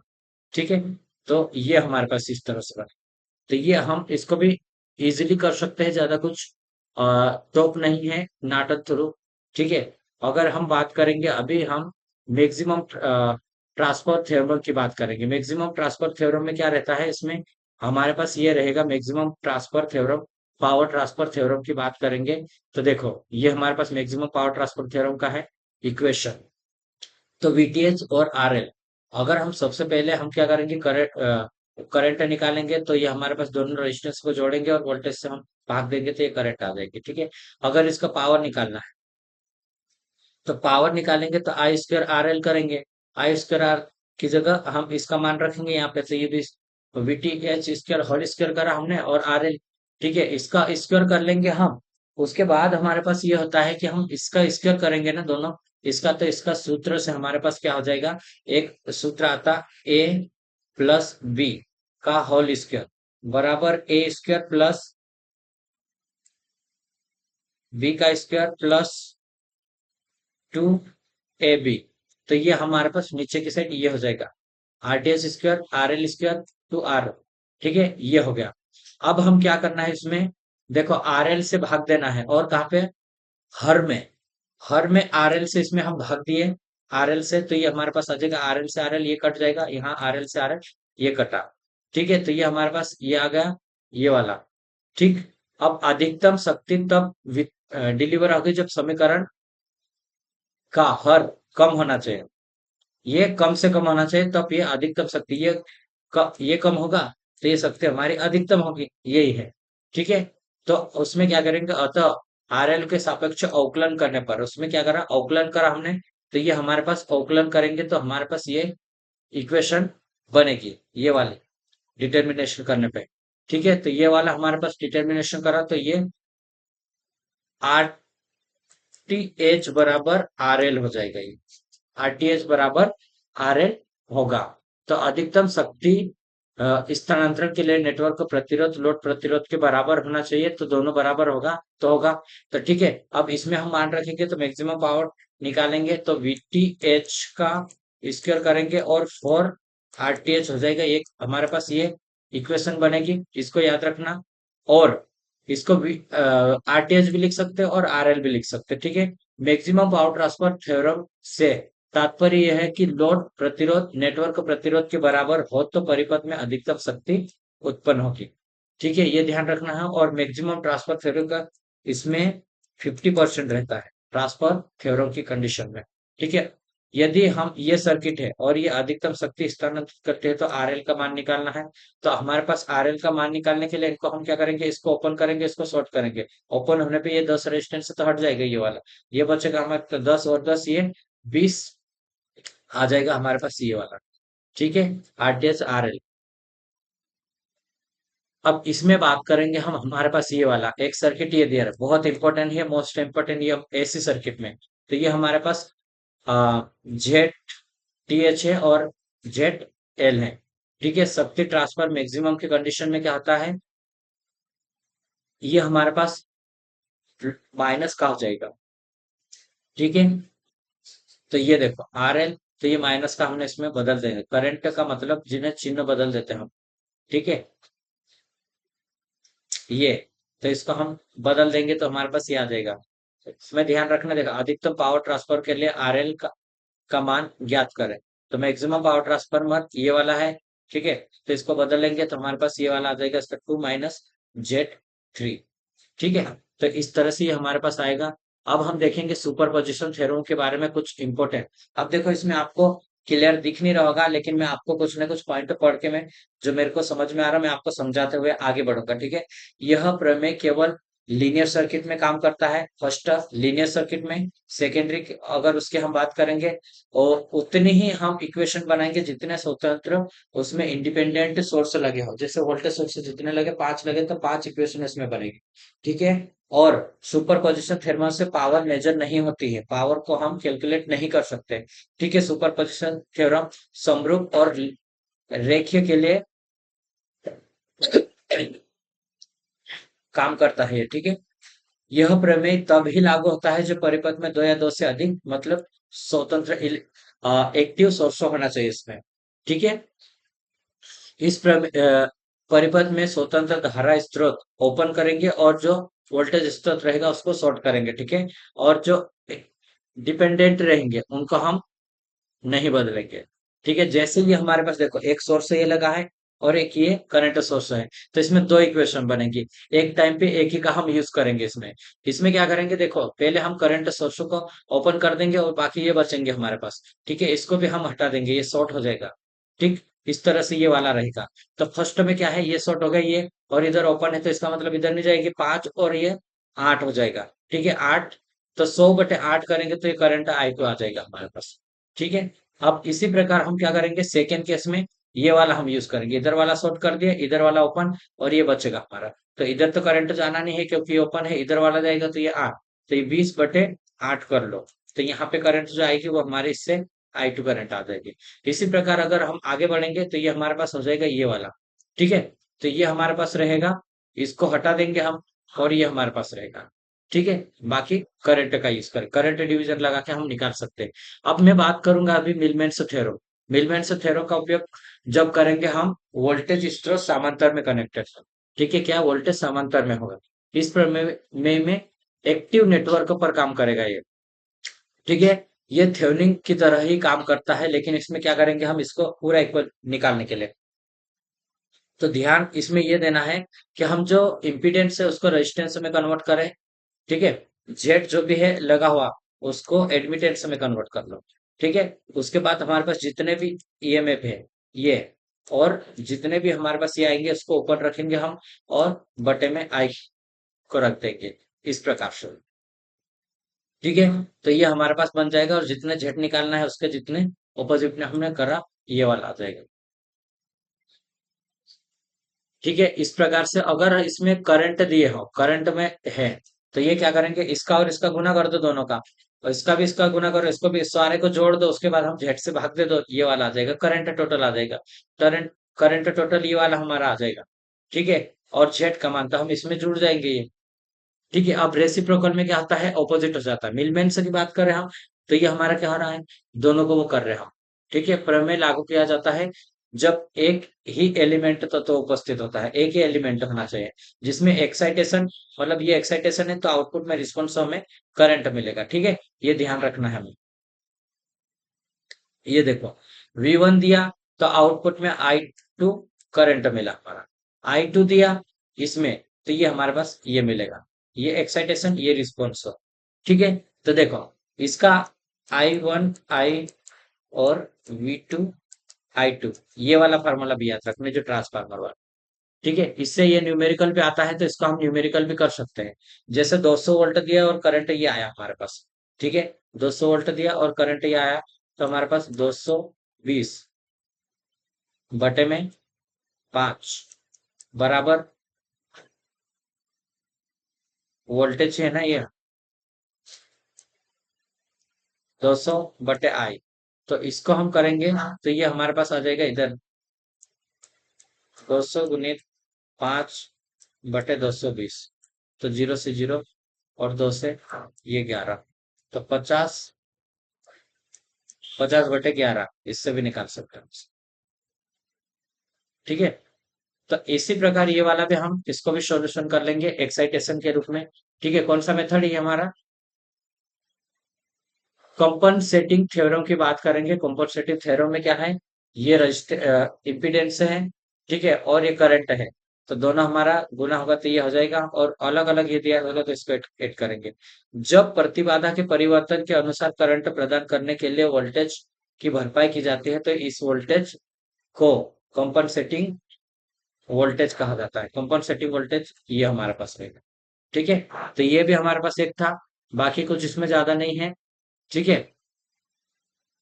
अब इसमें न्यूमेरिकल कुछ क्वेश्चन है ये नेटवर्क के, इसको हम छोड़ के हम आगे बढ़ेंगे अभी। देखो इसमें क्या दिया है, टेलीगन्स थ्योरम। टेलीगन्स थ्योरम में क्या रहता है, देखो किसी भी नेटवर्क को सक्रिय नेटवर्क द्वारा विपरीत शक्ति का बीजगणित योग अलजेब्रिक सम रहेगा, और पेसिव नेटवर्क या पेसिव एलिमेंट द्वारा उपभोग किए गए शक्ति के योग कैसा रहेगा, शून्य होगा, या फिर जितना लॉसेस हो रहा है उतना ही। टेलीग्राफ थ्योरम बोला power deliver by active element और power consumed by passive element बराबर रहेगा, ठीक है। ये एक्टिव की बात आ जाएगी, कौन से, टेलीग्राफ थ्योरम की बात है, ठीक। अब यहाँ पे अगर हम देखेंगे इसमें, तो ये हमें ध्यान रखना है, धारा अलग अलग दी है इसमें, ठीक है। ये तीन धाराएं अलग अलग दी है इसमें ये, और इसका मान हमें देखना है, तो हम इसके थ्रू इसको निकाल लेंगे, ठीक है।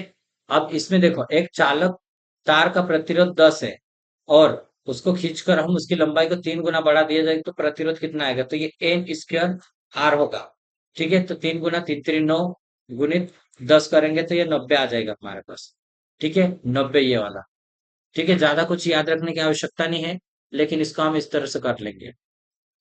और प्रतिरोध के तापमान पर प्रभाव, effect of temperature on resistance. किसी माना किसी चालक पदार्थ में 0 डिग्री पर, 0 डिग्री पर टेम्परेचर रेजिस्टेंस ये है, जब उसे टेम्परेचर तापमान बढ़ाया और R2 RT टू टेम्परेचर पर रहेगा, ठीक है। तो ये जैसे कि इस पे बढ़ा है, इस पे ये होगा, तो इसको ध्यान देना है कि कितना बढ़ रहा है कितना घट रहा है। इस तरह से अल्फा इसका मान प्रतिरोध में परिवर्तन बटे आंतरिक प्रतिरोध गुणित तापमान में वृद्धि कितनी हो रही है, वृद्धि वो रखेंगे, ठीक है। ये फार्मूला आप याद रखना, बहुत इंपॉर्टेंट है, इससे रिलेटेड न्यूमेरिकल पे आएगा, ठीक है। तो इसको आप कर सकते हैं। सेकेंड, हमारे पास दो फार्मूला अगर अलग अलग दिया है इसमें, तो इसको हम R2 बटे R1 रखेंगे, तो ये हमारे पास R0 और ये सीधा कट जाएगा यहाँ पे, और इसके बाद हम इसका ऑपोजिट में गुना कर सकते हैं, ये तो ये आ जाएगा। R2 निकालने के लिए क्या होगा, 1 प्लस अल्फा T2 बटे 1 plus alpha T1 into R1 कर ले क्या, ठीक है। तो ये हमारे पास रहेगा, ये इक्वेशन है एक, ये भी बहुत इंपॉर्टेंट है, इस इक्वेशन को ध्यान रखना। जैसे एक न्यूमेरिकल ये वाला है, देखो एक चालक का 50 डिग्री पर इसका रेजिस्टेंस ये है 5 ओम है, ठीक है। और 100 डिग्री पर इसका ओम ये है, ठीक है, 6 ओम है। तो इसको 0 डिग्री पर चालक का प्रतिरोध देखना है। देखो 50 डिग्री से 100 डिग्री के बीच में कितना परिवर्तित हो रहा है, 1 ओम। तो इसमें 0 डिग्री पर कितना होगा, 1 हो तो 4 हो जाएगा। तो ये डायग्राम बनाकर ही इसको हम सॉल्यूशन कर सकते हैं, इसको ध्यान देना है, ठीक है। तो ये हम कर पाएंगे। एक और ये वाला देखो, दिए गए ग्राफ में क्या निकालना है, इसमें अल्फा। तो ये रेजिस्टेंस में परिवर्तन रखेंगे हम, तो कितना परिवर्तित हो रहा है रेजिस्टेंस, देखना है हमें 100 ओम और 20, तो ये 80, 80 रखा हमने। और कितना है हमारे पास टेम्परेचर, पहले जो था हमारे पास रेजिस्टेंस से 20, और टेम्परेचर ये हमारा रहा, ठीक है, जो अभी फार्मूला हमने देखा उसके अकॉर्डिंग। और ये अल्फा का मान इसमें भी हम निकाल सकते हैं इसको इजीली, ज्यादा कुछ है नहीं इसमें, ठीक है।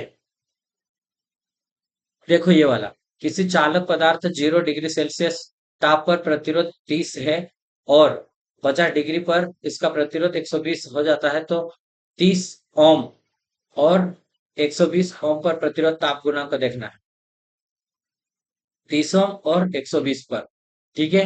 इसमें हमें देखना है 30 कितने पर, 0 डिग्री पर है, और 120 कितने पे है, 100 पे है। तो इसका क्या देखा? टेम्परेचर कोफिशिएंट, तो यही वाला फार्मूला है ना जो हमारा R2 निकालने वाला। ठीक है, R1 1 प्लस अल्फा टी, ये वाला इसी से निकल आएगा वो। ठीक है, R2 कितना है और ये इसको मान रखो, तो ये हमारे पास आ जाएगा। पहले तो हमारे पास रेजिस्टेंस में जो भी चेंजेस है वो लिखा हमने, कितना है तो 120 तो 90।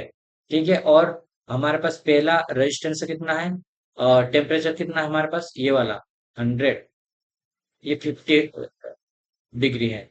ठीक है, और उसमें परिवर्तन कितना आ रहा है, तो ये इस टाइम पे ये रेजिस्टेंस हमारा 30। ठीक है, तो ये हमें देखकर निकाल सकते हैं इसको भी। अब हम देखेंगे एक स्टैटिक। स्टैटिक चार्ज क्या होता है, एक काल्पनिक घटना है जिससे कि जिसके द्वारा कोई भी वस्तु आकर्षण और प्रतिकर्षण बल का अनुभव करती है। जितने भी इस पृथ्वी के ऊपर पाए जाते हैं अलग अलग कण से मिलकर बने हुए, उसी में ये चार्ज पाया जाता है। ठीक है, चार्ज की इकाई क्या है, कूलम है। ठीक है, ये है देखो, ये एक परमाणु है, इसके अंदर ये नाभिक, नाभिक में रहता है प्रोटॉन और न्यूट्रॉन दो रहता है, और इसके चारों ओर इलेक्ट्रॉन घूमते रहते हैं अलग अलग कक्षा।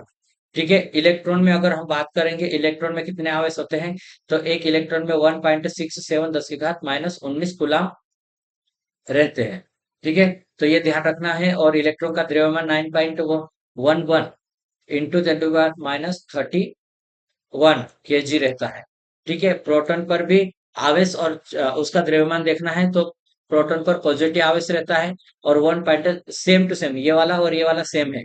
ठीक है, इसको ध्यान रखना, 1.67 इंटू पावर माइनस 19 कूलम। ठीक है, लेकिन इसका द्रव्यमान अलग अलग है। लेकिन इलेक्ट्रॉन का द्रव्यमान ये है और इसका द्रव्यमान है वो ये 1.67, ये सेम का मान, लेकिन ये माइनस में 27, ये 31 है। ठीक है, केजी। तो ये रहता है इलेक्ट्रॉन का द्रव्यमान बराबर प्रोटॉन का मास बटे 1840 से अगर हम भाग देंगे ना तो ये इसके बराबर आएगा। ठीक है, एक कूलम में कितने इलेक्ट्रॉन रहते हैं वो देखेंगे अगर।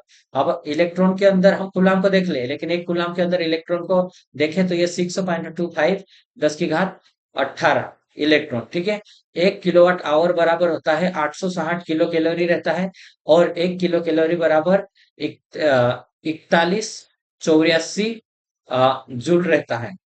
ठीक है, ये जूल को किलो जूल में भी हम कन्वर्ट कर लेंगे, 1 किलो जूल, 1 किलो कैलोरी बराबर 4.18 किलो जूल होगा, और 1 किलोवाट आवर बराबर अगर हम जूल में कन्वर्ट करेंगे तो 3.6 × 10⁻⁻6 जूल रहता है। ठीक है, अब कूलम के स्टैटिक विद्युत नियम, इसमें देखेंगे इस नियम के अनुसार किसी भी दो आवेश के कण के मध्य में लगने वाले बल उनके समानुपाती होता है दोनों आवेशों के बीच की दूरी के वर्ग के व्युत्क्रमानुपाती होगा। ठीक है, तो ये कैसा होगा ये देखो अभी इसमें। तो देखो दो आवेश कौन है, ये हमारे पास Q1 ये है और Q2 ये हमारे पास, दोनों के बीच की दूरी d है, तो दोनों के गुणनफल में ये दोनों के बीच में बल लगेगा वो, और d दूरी के स्क्वायर में ये वाला। ठीक है, अब प्रोफेशनल को हटाएंगे हम, तो 1/4πε0 होगा। एप्सिलॉन 0 क्या है, ये रिलेटिव परमिटिविटी है। ठीक है, ये वाला रिलेटिव परमिटिविटी, और हवा में रिलेटिव परमिटिविटी का मान 1 होता है। ठीक है, और यूनिटलेस है ये। ठीक है, और ये क्या है, परमिटिविटी, परमिटिविटी में का मान देखेंगे अगर हम, तो ये हमारे पास 8.85 10 की घात -12 फेरेड पर मीटर होता है। रिलेटिव परमिटिविटी की इकाई नहीं होती है, रिलेटिव परमिटिविटी ये वाला। ठीक है, आर, इसकी ये यूनिटलेस है। ठीक है, और रिलेटिव की इकाई, निर्यात में रिलेटिव परमिटिविटी की इकाई अगर हम देखेंगे, परमिटिविटी ओनली। ठीक है, μ0 से, तो ये फेरड पर मीटर होता है इसका। ठीक है, और ये वाला फार्मूला आपको याद रखना है, रिलेटिव परमिटिविटी बराबर ये देखेंगे। ठीक है, हवा में परमिटिविटी और ये रिलेटिव परमिटिविटी। ठीक है, इसका मान अगर हम देखेंगे, इसको पूरा मान रखेंगे 4πε0, इसका मान भी रखेंगे तो ये 9 × 10 की घात 9 आ जाएगा, Q1 और Q2 बटे डी स्क्वायर में। तो ये वाला हमारे पास फॉर्मूला ये वाला बनेगा न्यूटन में। तो ये बहुत ही इंपॉर्टेंट है, इसको भी आप याद रखिएगा। अगर इसके न्यूमेरिकल की अगर बात करेंगे हम, तो इसमें न्यूमेरिकल चित्र में देखो ये दिया है अलग अलग। अगर इसका और इसका दो बल के कूलम के कारण इसके ऊपर फोर्स लगेगा, Q1 और Q2 के कारण इसमें लगेगा, तो Q3 निकालें, जैसे F इनके कारण निकालते हैं। ठीक है, 21। तो टू टू ये है और वन ये है, तो हमारे पास कूलम क्या है, दो कूलम है और ये एक कूलम है। ठीक है, अब देखो दोनों इसके बीच में क्या था, 9 × 10 के घात 9 है। ठीक है, दो कूलम और दो, और दोनों के बीच में डिस्टेंस 3 है, तीन का तीन तीन 9। ठीक है, इसको हम काटेंगे तो ये हमारे पास आ जाएगा, 9 से 9 कट गया तो दो, कम दो, 2 × 10 के घात 9, ये हमारे पास एक इसमें फोर्स लगेगा। ठीक है, अब हम 23 देखेंगे इसमें, इसका मतलब है कि Q2 और Q3 इसके द्वारा इसके ऊपर कितना फोर्स लग रहा है वो देखेंगे हम। ठीक है, तो 9 × 10 के घात 9, और इसका क्या है, इसके ऊपर फोर्स, तो ये हमारे पास कितने हैं, 1 मिनट, तो ये 4 है। ठीक है, और ये हमारे पास 2 है, तो इन्होंने क्या करा, ये 13 के ऊपर निकाला है ना, इसके ऊपर। तो ये ध्यान देना, अलग अलग ये थोड़ा सा हमें सोचना है, ये वाला तो इसके ऊपर निकालेंगे हम। तो इसमें क्या करेंगे, 9 से 9 तो ये काट देंगे, 8 हो जाएगा, ये 8 × 10 के घात 9 न्यूटन आ जाएगा। ठीक है, तो ये हमारे पास आ रहा है। अब एफ एक्स का मान, एफ एक्स का मान अगर इसमें निकालेंगे अलग अलग, ये एंगल पे ये मान रख रहा है। ठीक है, तो इसको भी हम अलग अलग निकाल सकते हैं, 30 और ये 60। ठीक है, ये 30 डिग्री पे था, कौन सा 30 डिग्री पे था हमारा, ये वाला 21। ठीक है, तो ये है, ये 30 डिग्री पे है ये, और ये वाला हमारे पास 60 डिग्री पे। तो ये अलग अलग फोर्स लगेगा इसमें। ठीक है, तो ये भी हमें निकालते हुए आना चाहिए। देखो इसको हम रिवीजन कर रहे हैं अभी, और उसके बाद हम इसको प्रॉपरली आगे भी हम इसको करते हुए जाएंगे, और ये हमें याद रहना चाहिए। और कुछ इसमें क्या याद करना है हमें, देखो, रिलेटिव परमिटिविटी ऑफ मीडियम। तो मीडियम में क्या बात देखेंगे, ईयर में 1 होता है, ग्लास में 5 से लेकर 12 तक रहेगा, और माइका में 4 से 8 तक रहेगा, रबर में 2 से 2.5 रहेगा, और लकड़ी वुड उसमें 2.5 से 6.8 तक रहेगा, और पेपर में 1.8 से लेकर 2.6 तक रहेगा, और पोर्सिलिन में 5.5 से लेकर 6.7 तक रहेगा, वाटर का 81। ठीक है, तो ये हमें याद होना चाहिए। अब हम बात करेंगे चार्ज डेंसिटी। चार्ज डेंसिटी होती क्या है, चार्ज डेंसिटी की बात करेंगे तो आवेश घनत्व, विद्युत आवेश घनत्व प्रति इकाई क्षेत्र में आवेश को प्रदर्शित करता है।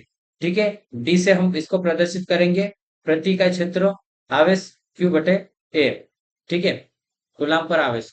तो विद्युत आवेश घनत्व क्या है, प्रति इकाई क्षेत्र में आवेश को प्रदर्शित करेगा ये।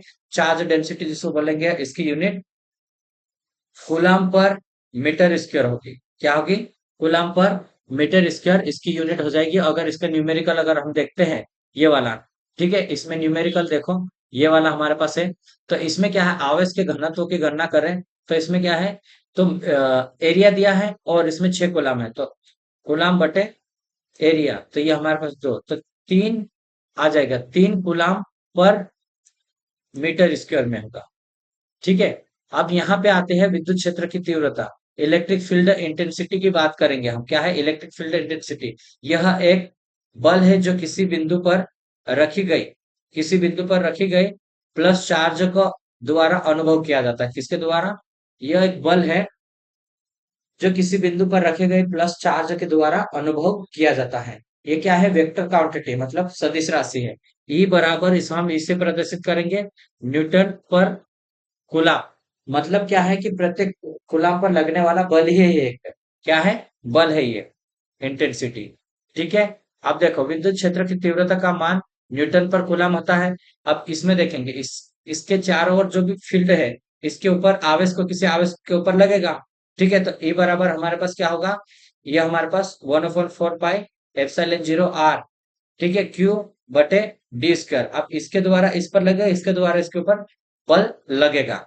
ठीक है, अब इसका मान क्या है, इसका मान हमने लिख सकते हैं 9 × 10⁻9 लिख लो। ठीक है, तो ये आ जाएगा हमारे पास, इसमें कर लो आप Q² / dq। ठीक है, तो ये हमारे पास एक फार्मूला ये इंपॉर्टेंट बनता है। अब देखो 5 कूलम के आवेश विद्युत क्षेत्र की तीव्रता ज्ञात करना है, 5 कूलम के आवेश, तो इसके से तो अब हमें क्या है, इसके ऊपर कितने लग रहे, तो इस कारण से लगेगी, तो ऊपर हम ये रखेंगे 9 × 10⁻9 रखा, और 4 ये वाला रखा हमने, और दूरी कितनी, 2, तो 2 दूनी 4 हो जाएगा, 4 से 4 कटा, तो ये हमारे पास आ जाएगा। जिस पॉइंट पर ई का मान निकालना होता है, हम उसके फार्मूले में उसके विपरीत वाला चार्ज रखेंगे। ठीक है, इसको ध्यान रखना है हमें।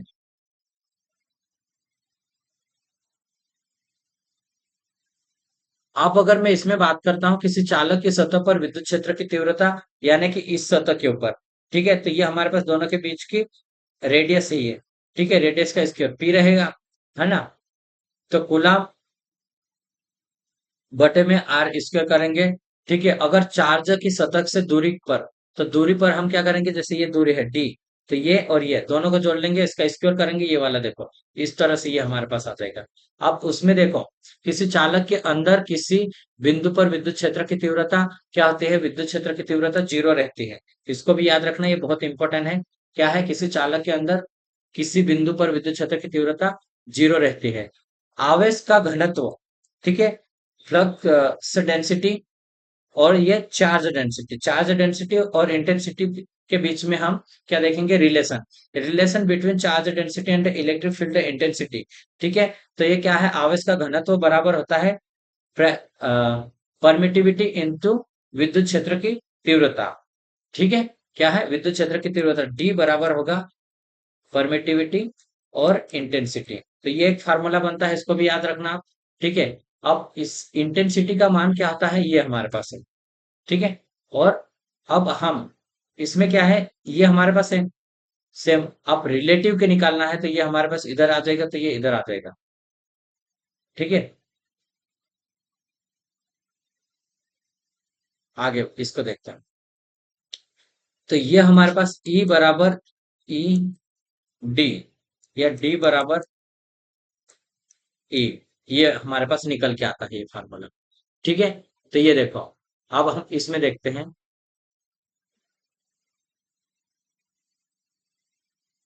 इसमें क्या है, इलेक्ट्रिक पोटेंशियल या पोटेंशियल डिफरेंस से वोल्टेज, इसको ये क्या होता है, किसी धनावेश को अनंत से किस से विद्युत क्षेत्र के खिलाफ, क्या है, विद्युत क्षेत्र में रहता ना वो आवेश को किसी एक बिंदु से दूसरे बिंदु तक लाने में किए गए कार्य को हम वोल्टेज बोलेंगे। ठीक है, वोल्टेज क्या रहता है, वी बराबर किया गया कार्य डब्ल्यू में, और क्यू, तो ये क्या है, जूल बटे कूलाम, इसकी यूनिट वोल्ट भी होती है। ठीक है, तो जूल पर कूलाम भी इसकी यूनिट वोल्टेज की है। ठीक है, वोल्टेज को का मात्रक, तो ये हमारे पास है किया गया कार्य बराबर एफ इंटू डी भी लिख सकते हैं हम। ठीक है, तो ये भी हम लिख सकते हैं। अब एफ न्यूटन पर कूलम आ गया, न्यूटन पर कूलम क्या आता है, न्यूटन पर कूलम हमारे पास क्या आता है, ई भी होता है ना ये। ठीक है, तो देखो ये हमारे पास रहेगा, तो इसको देखो यहाँ पे, अब हम एफ का मान रखा है यहाँ पे, तो ये हमारे पास एफ का मान आया। एफ का मान रखने पे ये हमारे पास देखो, टी से एक स्क्वायर में कट गया, क्यू से क्यू कट गया, तो ये हमारे पास क्यू बटे टी। तो वोल्टेज बराबर हमारे पास क्या आएगा, वोल्टेज बराबर 9 × 10⁻9 भी लिख सकते हैं हम, क्यू बटे टी, और ये दोनों। ठीक है, अब विद्युत क्षेत्र की तीव्रता और विद्युत विभव के बीच में संबंध हम देख सकते हैं। ठीक है, तो ये हमारे पास ई का है, और ये वोल्टेज का है, दो समीकरण ये हमारे पास है। ठीक है, दोनों समीकरण 1/2 करा हमने, तो 1/2 करेंगे ना, तो हमारे पास क्या आ जाएगा, देखो ई बराबर वोल्ट पर टी, मतलब वोल्ट पर मीटर आ जाएगा, मीटर। ठीक है, मीटर क्या है, डिस्टेंस। तो ये हमारे पास ये रहेगा, किसके बीच में हम रिलेशन देख रहे हैं, इलेक्ट्रिक फील्ड इंटेंसिटी के बीच में। ठीक है, तो ये भी हमारे पास हमें याद रहना चाहिए। ठीक है, अब हम इसमें देखेंगे electric field intensity is equal to में इलेक्ट्रिक स्ट्रेंथ है या पोटेंशियल ग्रेडियंट है। ठीक है, तो ये हमारे पास रहेगा 30 केवी पर सेंटीमीटर मैक्सिमम में, और 21 हवा के लिए रहता है। ठीक है, 21.2 ये आरएमएस वैल्यू रहता है। किसी चालक सतह पर विभव का मान देखेंगे हम, तो ये हमारे पास विभव का मान ये रहेगा क्यू बटे आर, ये हो जाएगा हमारे पास दूरी। अगर किसी चालक सतह के सरफेस से दूरी पी पर हम विभव का मान देखेंगे तो ये भी हमारे पास सेम आएगा। ठीक है, किसी चालक के किसी आंतरिक बिंदु पर विभव का मान देखेंगे, आंतरिक बिंदु पर भी ये हमारे पास रहेगा। किसी चालक के अंदर किसी बिंदु पर विभव का मान समान होगा। ठीक है, अब हम बात करेंगे कैपेसिटर। कैपेसिटर क्या रहता है? तो कंडक्टर के बीच में क्या करेंगे, इंसुलेटेड मटेरियल को रखेंगे तो एक कैपेसिटर हमारा बनता है। ठीक है, दो चालक पदार्थ के किसी को चालक पदार्थ द्वारा अलग किया जाता है तो उसको हम बोलेंगे। ठीक है, जब चालक को इंसुलेट करके अलग किया जाता है तो युक्ति संधारित्र कहलाते हैं। किसी संधारित्र में आवेश पराविद्युत इंसुलेशन पर संचित रहती है। कहाँ पर? इंसुलेटेड पर स्टोरेज होती है। जिस प्रकार ये डायग्राम है हमारे पास ये वाला। ठीक है, ये है हमारे पास प्लेट, और ये इसको हम कंडक्टर भी बोलते हैं, और ये डाइलेक्ट्रिक स्ट्रेंथ जिसे इंसुलेटेड मटेरियल है। ठीक है, कैपेसिटर निकालने के लिए capacitor mu zero mu R A बटे डी होगा। ठीक है, क्या है? परमिटिविटी है, परमिटिविटी एरिया ऑफ प्लेट, और डी डिस्टेंस दो प्लेट के बीच में। डाइलेक्ट्रिक स्ट्रेंथ परावित समर्थक तापमान के बदलने के साथ घटती है। ये बढ़ने के तापमान बढ़ेगा तो घट जाएगी। जब किसी संधारित्र की मोटाई कितनी कम करेंगे, 10% कम की करें, तो उसकी धारिता कितनी, कैपेसिटेंस कितना होगा? ठीक है, मोटाई की बात कर रहा है तो मोटाई एरिया हो रहा है ये कम। ठीक है, तो एल सी बराबर एल स्क्वायर होगा, तो लंबाई में होगा, है ना। ठीक है, एरिया क्या रहता है? लंबाई गुनी चौड़ाई, लंबाई लंबाई दोनों आता। ठीक है, तो ये हमारे पास, तो 1 - n स्क्वायर करेंगे इंटू 100 करेंगे आप इसको। अब एरिया है 1 - करा, मान लो हमारे पास 1 है, 1 में से हम 10% कम करेंगे तो ये 0.9 आ जाएगा। इसका स्क्वायर इंटू 10, तो नमी नमी 81, 1 - 81 0.81 में आएगा। ठीक है, इंटू 100, तो ये हमारे पास आ जाएगा, ये 100 - 81 होगा, तो ये हमारे पास कितना आ जाएगा? 19% हमारे पास क्या हो जाएगा? चेंज आएगा, उसमें परिवर्तन हो जाएगा वो। ठीक है, आगे हम बात करेंगे किसी संधारित्र की समांतर प्लेटों के बीच की दूरी 10% हमने कब कर दी। दूरी की बात कर रहा है तो हमारे पास 1 - 1/n होगा। ठीक है, इंटू 10, मोटाई की बात कर रहा था स्क्वायर में था इसलिए क्योंकि वो लंबाई में बात कर रहा था। ठीक है, तो ये हमारे पास 10% कम करा तो 1 माइनस हमने करा इसको 0.9। ठीक है, और ये 100 है, तो ये 100 - 100/9 पॉइंट में, इसको हटाएंगे तो ये 0 आ जाएगा यहाँ पे। तो ये 900 का, देखो 900 माइनस 1000/9, तो ये हमारे पास आ जाएगा 100/9। 9 से इसको काटेंगे तो 11.1/9% वृद्धि हो जाएगी। ठीक है, तो इसको, ये बहुत इंपॉर्टेंट कॉन्सेप्ट है, इसको ध्यान रखना बहुत जरूरी है। ठीक है, अब हम बात करेंगे कैपेसिटर की, तो कैपेसिटर में क्या है? Capacitor storage energy. ठीक है, क्या करता है संधारित्र? ऊर्जा को स्टोर करता है, कहाँ पर? पराविद्युत पदार्थ में करेगा ये। ठीक है, सदैव पराविद्युत पदार्थ में ऊर्जा उसमें स्टोर होती है, और संधारित्र का वर्गीकरण पराविद्युत के आधार पर ही होता है। ठीक है, एसी सर्किट में कैपेसिटर शॉर्ट सर्किट के रूप में काम करेगा, और डीसी एक ओपन सर्किट के रूप में कार्य करेगा। अगर हम कैपेसिटर को सीरीज में कनेक्शन करेंगे तो ये हमारे पास कैपेसिटर 1 कैपेसिटर 2, यहाँ पे करंट सेम रहती है। ठीक है, करंट कैसे सेम रहती है, वोल्टेज यहाँ पे बटेगा तो V1 और V2 कर लेंगे बराबर में ये। ठीक है, और Q बराबर होता है CV, तो V बराबर होगा Q बटे C। ठीक है, तो ये हमारे पास हो जाएगा इसका मान, और Q का मान निकाल के इसको हम काट देंगे तो 1/C, और ये हमारे पास एक बन जाएगा। पैरेलल में अगर बात करते हैं हम तो यहाँ पे आवेश चार्ज क्या है, अलग अलग बटेगा, तो ये हम Q1 Q प्लस Q2 करेंगे। C1 और C2, Q बराबर क्या आता है? CV होगा। ठीक है, तो ये हमारे पास रहेगा, वोल्टेज इसमें पैरेलल में सेम रहती है, इसको निकाल के तो पैरेलल में ये जुड़ जाएगा जिस प्रकार रेजिस्टेंस होता है। ठीक है, स्टार से डेल्टा कन्वर्जन में ये देखो, पहले मैंने आपको बोला था स्टार डेल्टा कन्वर्जन में स्टार से अगर समान मान का संधारित्र स्टार में है और डेल्टा में कन्वर्ट करेंगे तो सी में हम 3 से भाग दे देंगे, ये सभी सेम आएगा। अगर 3 समान मान का संदर्भ डेल्टा में है और इसको स्टार में करेंगे तो 3 से गुना कर देंगे, इधर जाएंगे तो। ठीक है, तो ये ध्यान रखना, इधर से हम अगर इधर जाते हैं तो ये 3 से गुना करते हैं। ठीक है, अलग अलग जैसे इसके न्यूमेरिकल भी बनेंगे, ये पैरेलल में है तो पैरेलल में क्या होता है, इसको हम जोड़ देंगे, 4 4 दूना 4 3 12, 12 हो जाएगा ये। ठीक है, ये भी रहेगा, लेकिन इसमें ये कट जाएगा हमारा 4 8, ये सीरीज में क्या होगा, कम हो जाएगा। इस तरह से ये हम कर सकते हैं इसको भी। ठीक है, तो ये हमारा कैपेसिटर का हो गया, यहाँ तक हम कैपेसिटर कर लिए। आगे के क्वेश्चन देखो, ज्यादा बड़ा वीडियो होगा तो हम इसके पार्ट 2 करेंगे और इसको हम शॉर्ट वे में इसको अपलोड कर देंगे। ठीक है, तो अभी वीडियो अगर आपको पसंद आता है और ऐसे ही इंटरेस्टिंग जितना रिवीजन, अभी टाइम हमारे पास भी कम है इसलिए हम कम करवा रहे हैं, लेकिन कंटिन्यू आने वाले समय में पूरे रिवीजन करेंगे, इलेक्ट्रिकल से एक एक टॉपिक को करेंगे, उसके पूरे के पूरे नोट्स भी आपको मिलेंगे। ठीक है, और उसके बाद हम अपडेटेड नोट्स बनाएंगे, उसको भी हम फ्री ऑफ कॉस्ट में देंगे, इसलिए आपको इस चैनल से कुछ ना कुछ बेनिफिट मिलेगा। आप अवश्य हमारे चैनल से जुड़े, और आप जो भी जिस एग्जाम की तैयारी करें, उसका टारगेट है जो भी है वो आप कमेंट बॉक्स में हमें बताइए, और अवश्य एक दूसरे को शेयर करें ताकि कैंडिडेट जुड़ सके और हमें भी मोटिवेट मिल सके और हम इसके ऊपर कंटिन्यू काम कर सके। ठीक है, वीडियो देखने के लिए धन्यवाद। अब हम मिलेंगे नेक्स्ट वीडियो में।